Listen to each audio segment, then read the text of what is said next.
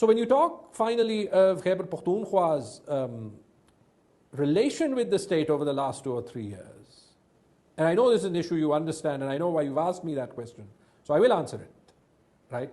It's interesting that when my generation grew up, we heard about the state of Pakistan's insecurity about a term called Pashtunistan, which was this superfluous movement of trying to integrate the Pashtun areas of Pakistan and the Pashtun areas of Afghanistan together.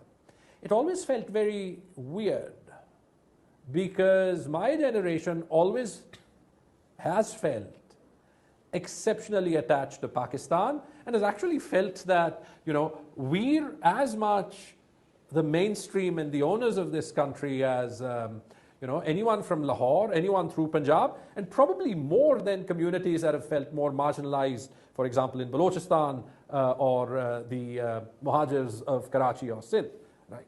And so it over time, as a student of history, my sense was that this was very much yesterday's issue.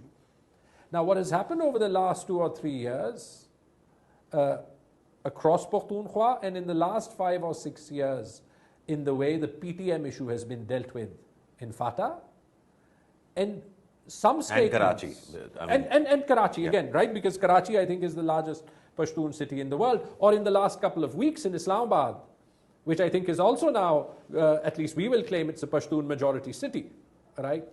I just don't understand why you want to poke a bear that doesn't even want to be poked, right? That's what the state of Pakistan is doing with Pashtuns. You have people go and talk about Pashtun resources not being given to them in their jahez.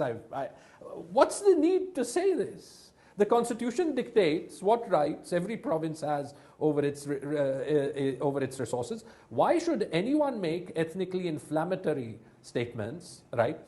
And I think these statements were made in the context of PTM, but I can promise you it made every Pashtun across the country feel upset.